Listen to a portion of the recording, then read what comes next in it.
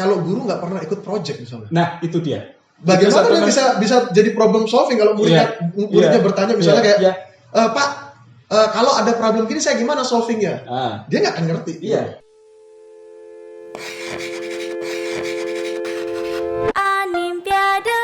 Animation for all.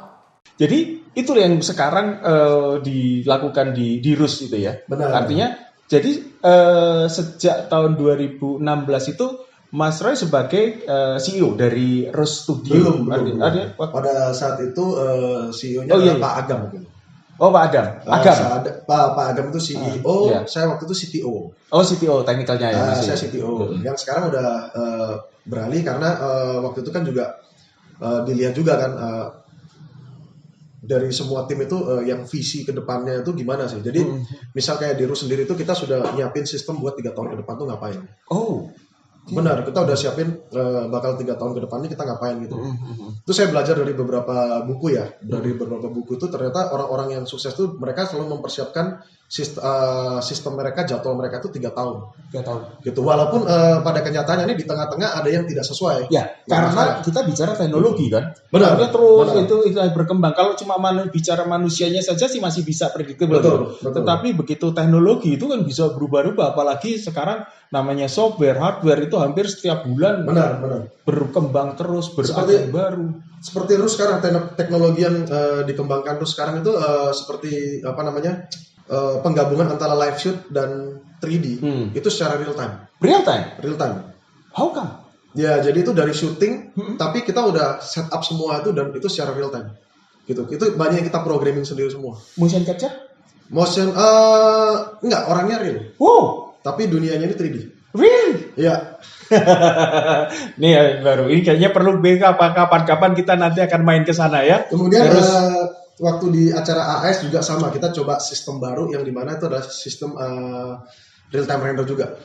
Karena saya dulu waktu itu sempat mau ngembangin namanya adalah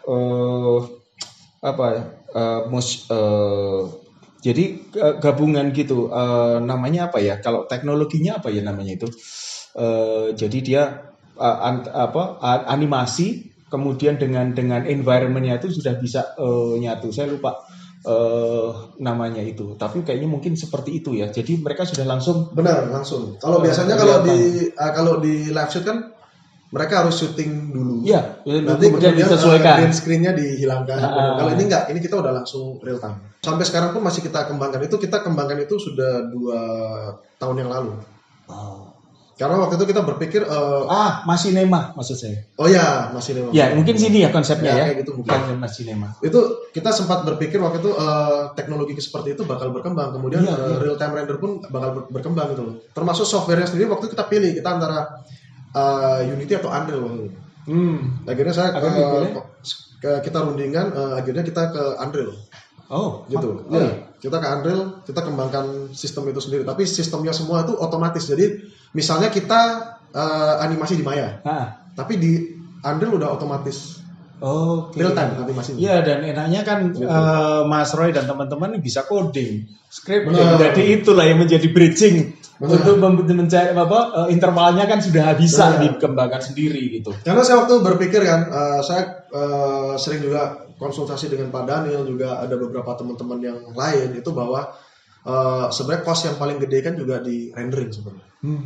Nah, dimana waktu saya rendering itu termasuk salah satu yang gede sebenarnya. Iya. Kalau animasi udah pasti itu nggak mungkin bisa digantikan. Iya. Oke. Gitu. Tapi kalau yang automation kan sebenarnya dari rendering. Oh iya sih, karena butuh hardware yang hardware yang gede. Iya. Gitu. Ya akhirnya kita berpikir bagaimana memangkas pipeline tersebut. Itu. Ya, dari situ baru akhirnya kita mulai hire tim-tim baru. Misalnya kayak sekarang kita punya tim yang luar biasa juga ya, animator ada Jamal Alwi, gitu. Jadi di RUS sendiri pun animasinya mulai berkembang segala macam. Ya, artinya gitu. Sekarang studionya at least sudah bisa hidup sendiri. Benar. Artinya sudah bisa mulai kuat ya, artinya untuk betul. bisa dan sudah bisa ada apakah bisa ada captive artinya untuk mengerjakan itu ya. Kita juga belajar juga dari Woody Woodman. Nah, Woody Woodman tuh sampai sekarang kayak kemarin tahun lalu pun kita belajar dari dia tentang bagaimana sih membuat storyboard yang benar. Kemudian bagaimana sih membuat cerita yang bagus. Kita pakai 3X structure apa segala macam itu. Kita pakai sistemnya Woody, karena mereka jujurnya Woody udah pengalaman sudah lama gitu loh, sehingga bisa menjadi referensi. Betul. Gitu. Dan jangan sungkan-sungkan untuk mencari referensi, terutama untuk studio kita, sehingga nanti bisa akhirnya kita menyesuaikan. Kita akhirnya menetapkan ini yang cocok ya untuk kita, karena masing-masing pipeline pasti berbeda-beda. Jadi misalnya ya, anggap aja misalnya kayak studio tertentu menggunakan pipeline A, kita pipeline B. Kalau bilang, pipeline saya yang paling bagus, saya bilang nggak bisa gitu loh. Iya, benar-benar. Karena gini, kita nggak tahu di dalam mereka misalnya nyaman dengan strategi dan sistem mereka seperti itu. Iya. Kita juga punya strategi dan sistem kita seperti ini gitu loh. Benar-benar. Itu. Even hardware-nya sama, software-nya sama. Benar. Iya, benar. Tapi orangnya pelaksanaannya beda, kualitasnya berbeda. Kan? Benar. Gitu. Jadi catat itu ya, teman-teman, untuk membuat pipeline itu harus menyesuaikan dengan kondisi yang ada di studio kita masing-masing gitu. Oke. Sehingga artinya sekarang kalau sekarang Rus Studio ya, itu sudah jadi berapa orang yang artinya yang mendukung? Kalau sekarang kalau total kemarin kita perayaan tahun baru itu 130. Karyawan? Kalau bukan semua siswa. Termasuk PKL ya, siswa PKL. Siswa PKL. Oke. Tapi yang sekarang udah lebih enak karena dari senior bisa memberikan dia sudah bisa memberikan referensi, memberikan masukan, dan juga semuanya sudah tertata, semuanya sudah, sehingga paling tidak sekarang sudah enjoy, tidak merasakan istilahnya kayak kalau orang Jawa bilang kan babat alas gitu. Yang dulu kau lakukan itu. Wah, yang paling penting gini deh, biar saya babat alas aja, biar saya aja. Oh gitu ya. Di mana-mana kayaknya ya, babat alas. Biar nanti mereka yang menjalankannya udah enak gitu ya. Karena belum tentu mereka kuat gitu, tapi harusnya mereka juga perlu merasakan gitu loh. Sehingga ini loh realnya. Tapi saya mungkin nanti saya pengen mereka merasakan ketika mereka ikut AAS kali ya. Nah, oke. Itu nanti kita akan ngobrol di situ. Artinya terkait dengan materi yang penting itu ya. Tapi sebelum saya mau mengarah ke sana, biar teman-teman ini nanti menjadi sesi yang ketiga atau yang keberapa itu, saya pengen tanyakan begini. Artinya sempat Mas Roy tadi juga melakukan itu tadi belajar animasi itu karena ada passionnya, kemudian juga mendevelop sendiri juga karena, tapi paling tidak aku pengen Mas Roy bisa memberikan semacam, termasuk juga tadi kan mendampingi anak-anak PKL juga kan, artinya ada PKL. Nah, sebagai seorang pelajar atau mahasiswa yang sekarang mungkin lagi belajar di animasi, entah dimanapun itu berada, apa sih yang perlu mereka siapkan atau mereka lakukan pada saat mereka masih dalam proses belajar ya, untuk sampai nantinya kan mereka harusnya kan menjadi profesional animasi. Nah, banyak di antara mereka itu yang mungkin ya ikut animasi karena nggak ada ini lain, atau kepepet, atau paling nggak hanya cuma ikut teman-teman yang hanya sekedar, sehingga banyak dari mereka itu yang saya tanya juga passionnya itu juga seakan-akan selalu saya tanyakan, passionmu seperti apa? Kalau nilai dari 1 sampai 10, wah mereka rata-rata bilang 8, 9, apalagi yang dari SMK animasi yang masuk ke D3 animasi itu, wah mereka passionnya 8, 9, 10. Tapi saya tanya, satu animasi dengan durasi setelah 30 detik kamu selesai dalam berapa lama? Ada yang 2 bulan, 3 bulan, 4 bulan. Oke lah, saya hitung 4 bulan. Oke, berarti kalau 4 bulan, setahun kan harusnya bikin 3 kan? Atau paling enggak 4. Berapa yang dibuat? Ya paling 2, itu aja karena tugas.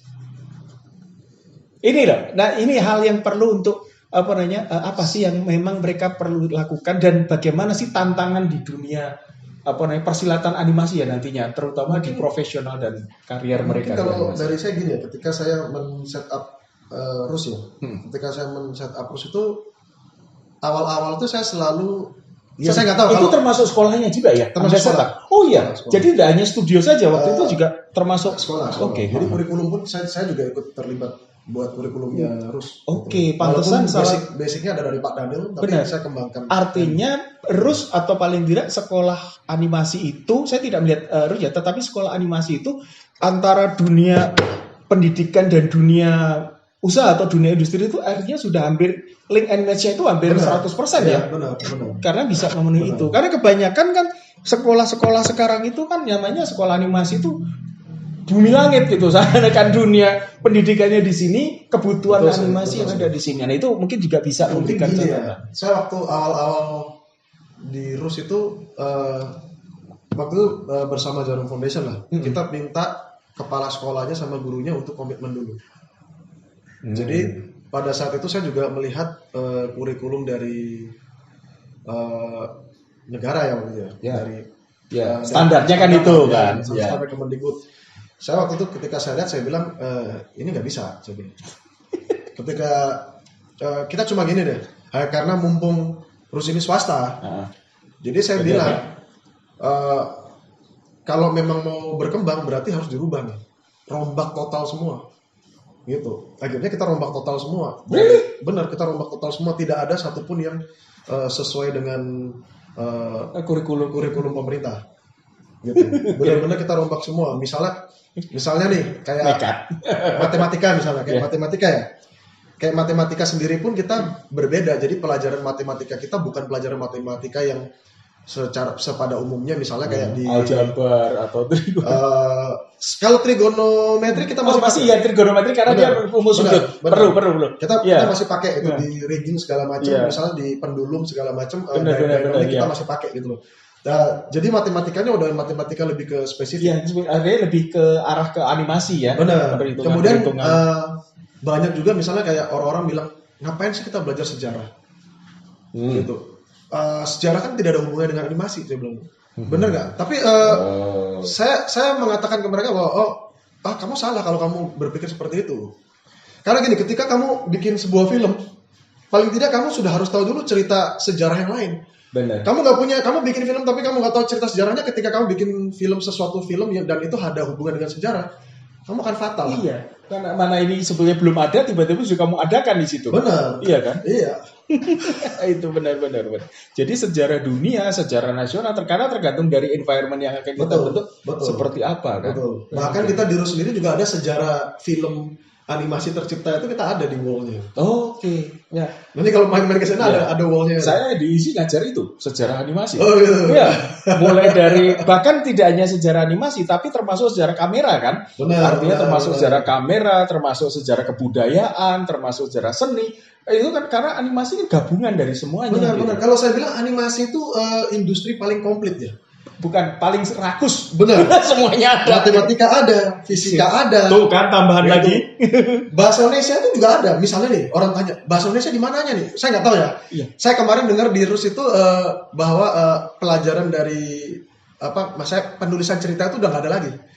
Dan itu sebenarnya penting gitu loh. Oh iya dong. Nah format kamu bikin penyusunan story segala macam bahasa Indonesia, tata bahasa Indonesia yang baik itu harus ada. Iya dong. Itu. Iya, tata bahasa paling tidak nanti yang benar walaupun nanti kemudian menggunakan bahasa slang sekarang itu. Tapi kan tetap basicnya kan tetap ada. Benar. Itu. Tadi saya katakan bahwa animasi itu paling rakus karena seni semua dipakai. Mulai dari seni gambar, seni lukis, kemudian seni suara, sinematografi, acting.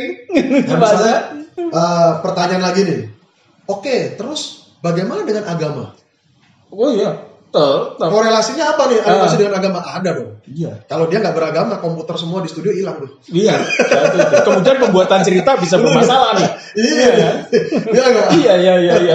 Itu kan untuk tetap menjaga gitu. Benar. Mininya tetap harus dijaga. Otak dan hatinya itu kan moralitasnya. Iya. Dari situ yang saya coba rubah banyak yang dirubah dari situ sih. Kemudian dari guru-gurunya juga kita rubah. Jadi guru-guru tidak hanya ke ngajar, tapi bagaimana guru-guru juga ikut ke industrinya. Oke. Gitu. Kenapa? Karena gini, kalau guru nggak pernah ikut project misalnya. Nah itu dia. Bagaimana dia bisa jadi problem solving kalau muridnya bertanya misalnya kayak, Pak, kalau ada problem gini saya gimana solvingnya? Dia nggak akan ngerti. Iya. Dan biasanya kalau dulu saya pernah temuin ya, moga-moga sekarang nggak ada ya. Itu kerjakan bab 5 ya. Itu setelah itu ditinggal. Begitu ini selesai dia tinggal pulang lagi. Ya ini bagus. Nah, ini kurang. Bagusnya apa nggak tahu. Nggak bisa jelasin. Tapi kurangnya juga apa nggak bisa jelasin. Nah bedanya di RUS adalah karena gurunya ikut terlibat. Production. Benar. Sehingga ketika dia ikut production dia tahu kalau salahnya di mana. Misalnya modeling topologi yang benar harus gimana. Mereka tahu. Oke. Gitu. Catatan buat guru-guru, dosen-dosen animasi, Anda minimal harus membuat film animasi atau terlibat di animasi. Jangan coba-coba ngajar karena fatal itu akibatnya. Bukan gitu. Anda bisa tahu hasilnya nanti jadi seperti apa kalau hanya teori saja gitu ya. Ya sama, pada saat itu juga banyak yang bilang ke saya, loh, tapi yang paling penting kan kita bikin film animasi dulu.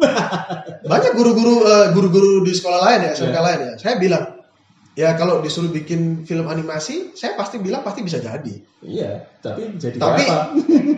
Pasti jelek. Ya saya orangnya terus terang. Iya. Gitu. Enggak apa-apa. Saya juga gitu. Makanya tadi saya juga ngomong. Pasti jelek, saya bilang gitu. Kemudian ketika kalian bikin film animasi, pasti lama. Ya kan? Karena kalian nggak tahu problem-problem dalam prosesnya. Nah, saya selama 15 tahun di industri animasi aja, itu aja sampai detik ini pun ketika kita ada project baru, pasti tetap ada problem. Iya. Nggak mungkin nggak ada problem. Entah itu di render, entah itu di sistem animasinya. Iya, still pasti human. ada aja problem. Nah, itu kita harus solve. Karena yang bisa kita kan minimize saja. Benar. Iya kan? Benar. Mungkin bisa menghilangin enggak karena ini di sini kok ternyata dibuat ke sini. Itu. Ya pengalaman saya juga dulu waktu di studio kayaknya semua udah siap tapi ternyata kok juga masih ada miss. Tiba-tiba udah semuanya siap, hardware-nya bermasalah. Ada juga ya benar. Seperti tiba-tiba komputer crash. Nah, ini susah juga nih. Gimana caranya? Ada caranya. Komputernya crash. Kita juga bingung. Padahal spesifikasi kita komputernya udah canggih. Sudah, iya. Orang terus saja dengan spesifikasi yang canggih aja juga masih crash. Itu dia, apalagi yang mungkin hanya sekedar itu ya. Apa selain itu apalagi yang perlu untuk mereka, terutama calon-calon para pelaku animasi Indonesia ya? Mungkin kalau buat mahasiswa atau murid ya, ini yang paling penting itu 4C ya sebenarnya. 4C. Salah satu saya ada lupa nih. Pokoknya yang paling penting adalah communication. Communication, creativity, communication, creativity, collaboration. Kolaborasi. Iya, karena nggak mungkin animasi kerja sendiri. Benar. Kemudian ada satu lagi saya lupa itu. Oke.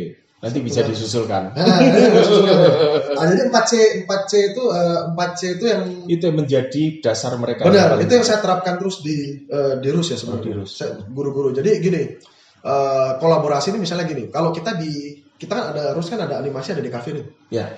Dimana DKV itu sebenarnya kita fokusnya ke pre-production. Desain kemudian. Benar, karena kalau saya lihat ketika DKV jadi desain itu sama seperti yang lainnya nanti. Iya.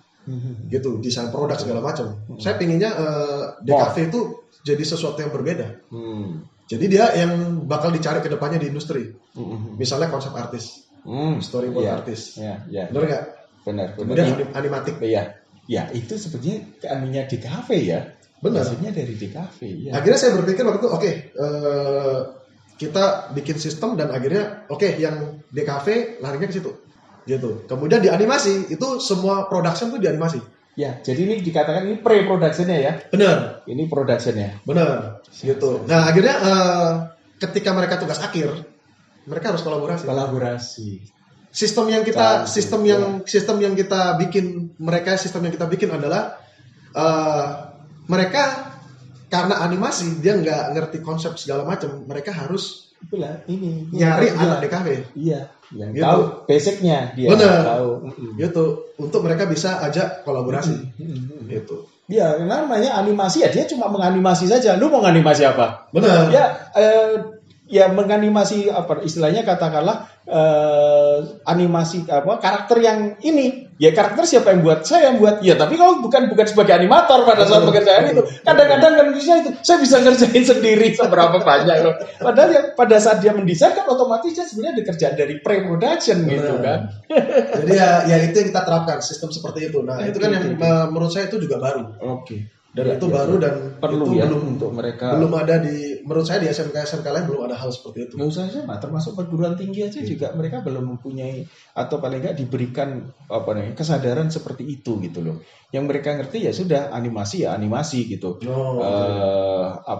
Dan seakan-akan sekarang ini namanya walaupun dia jurusan animasi tapi seakan-akan mereka dijadikan animator. Betul. Itu. Oh gitu. Iya, karena padahal kalau animasi itu kan ya ada penulisan cerita, ya ada desain karakter, ya ada animasinya, tapi juga ada nanti sampai rendering dan sound juga, itu kan lengkap gitu loh. Cuma ya itu kebanyakan sekolah animasi itu menjadi animator gitu.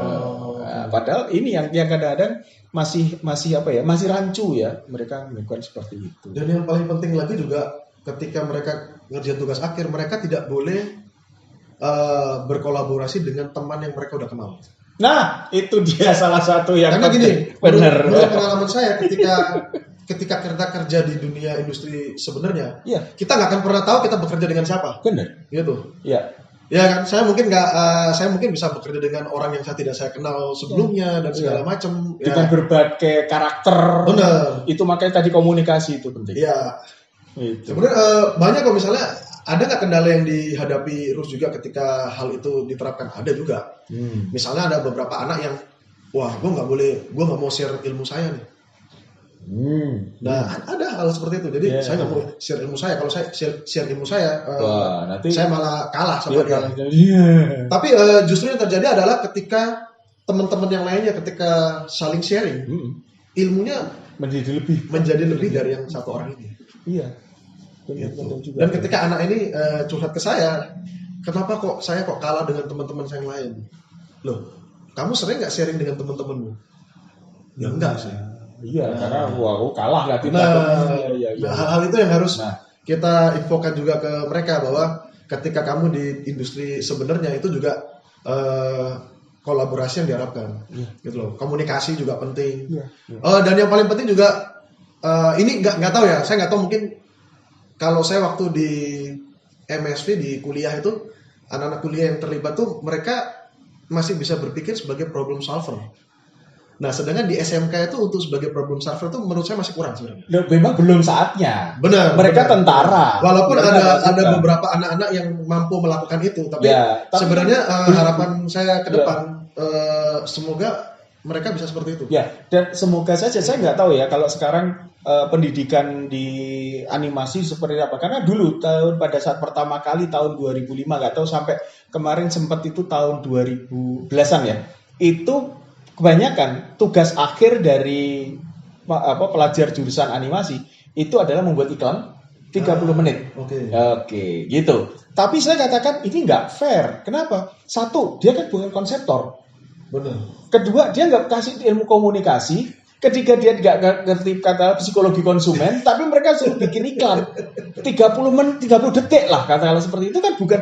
Tapi lah terus gimana harusnya gurunya ngasih storyboard, lu buat seperti ini. Benar. Karena dia memang pasukan, mereka ini senjatanya, lu maju perang. Bagaimana caranya lu maju, kapan lu maju? Itu karena jenderalnya harusnya bukan mereka. Bukan, dia belum jadi orang-orang yang udah pengalaman. Komandan aja belum. Benar, harus orang yang udah berpengalaman. Itu dia yang bisa. Semoga aja sekarang udah berubah ya. Kalau saya nggak tahu, kalau kemarin tuh saya masih jadi kayak nggak fair gitu loh. Nah, karena kan mereka tuh sudah bisa bikin animasi teknikalnya, setelah itu kemudian mereka bisa membuat konsep animasi. Bubar lah itu akhirnya ya hasilnya jadi cuma bagus apa enggak itu urusan lain. Yang penting lagi juga sering mengundang teman-teman yang berpengalaman dari industri animasi. Nah, itu penting. Karena kita bisa belajar dari mereka ya. Misalnya pengalaman-pengalaman mereka segala macam itu kita bisa belajar dari mereka. Itu paling penting sih, termasuk sharing ya.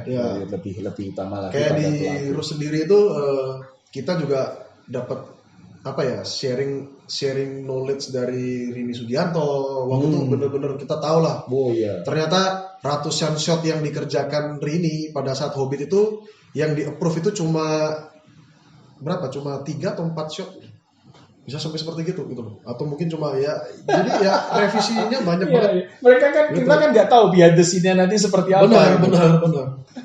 Jadi baru setelah nanti si pelakunya menceritakan ini loh, untuk membuat hanya sekian detik saja atau sekian scene saja, itu aja butuh waktu yang sekian panjang dan sekian lama gitu ya.